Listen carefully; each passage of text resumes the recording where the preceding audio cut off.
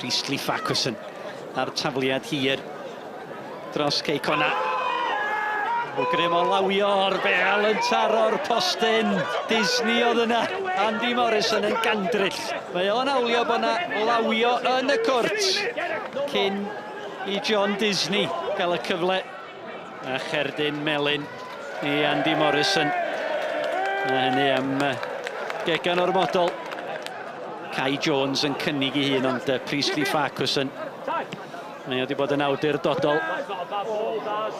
Gyda'r bas I gyfeiriad Edwards. Edwards o na chi arbediad rhagorol gan Bras. O'r ergyd o ongl gan Noah Edwards. Ond mi oedd hi'n bas hyfryd at Noah Edwards. Ac yna arbediad campus gan Lewis Bras. Thomas ceisio twyllo Callum Roberts.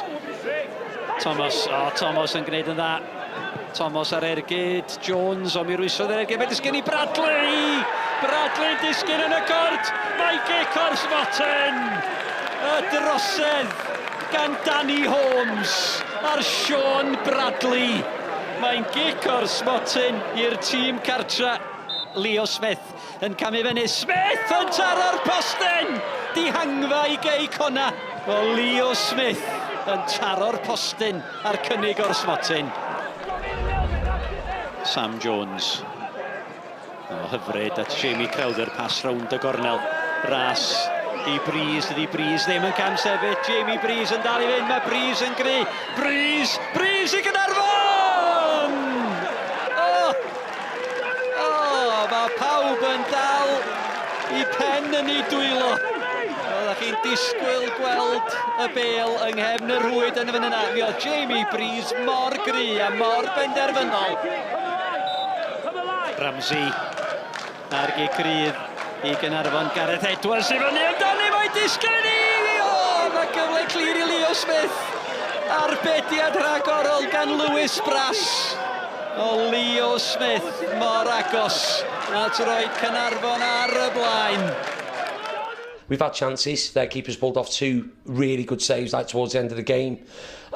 We were under the pump, but you know, naming a team that isn't going to be under pressure like against Connah's Quay during the season. But we defended for our lives like at times, and we threw bodies in the way of everything. So yeah, on the balance of play, a point was probably a fair result. I've got to be pleased, like I say, coming away with a point. You know, and on reflection on the chances both sides, it's a fair point. But I still think things went against us tonight. And talking of that, the penalties at either end, and one of them resulted in yourself getting a yellow card. Yeah, listen, I'm going to get, I don't know what we've got now, 30 games left. I'll get 30 yellows this season if I have 30 of them what happened tonight. Listen, I can see you smiling, and you saw what I saw. You saw what their bench saw. You saw what my players saw. You saw what their players saw, and you saw the incident. And you know, if I've got to take a yellow card for that, for being vociferous in my anger at what I've just seen, then I'll take them all season, because what you've just seen there is a travesty. Yeah, it's just really, really poor that that's missed. To have somebody's hand, the lad's 6'3" anyway, and have his hand up at nearly 7 foot and punch the ball and not be seen, how it's missed, and then it gets compounded by the penalty given against us. You will not see a tackle this season, and you might struggle from your angle to actually see the tackle, but we've got the video from the other side, and the tackle is a magnificent challenge by Callum Morris. He gets to the ball first, wins the ball, pushes it away, and their player runs into him. The ball changes direction, and then I have to listen at half-time, both the linesman and the referee say it's a penalty, and they've got it wrong. They got it wrong in one box, they got it wrong in that box, and that's the only thing that I leave tonight with a bitter taste in my mouth. I've had to take a yellow card for it, but I'll take them all season if that happens to me again, because that's completely and utterly unacceptable. So ni wedi cymryd pwynt yn erbyn nhw cyn y gêm, ond dwi'n meddwl gath ni ddigon o cyfleoedd I giro'r gêm hefyd, ond mae'n hynna, da ni gyd yn frustrated, ond da ni'n hapus cael pwynt hefyd.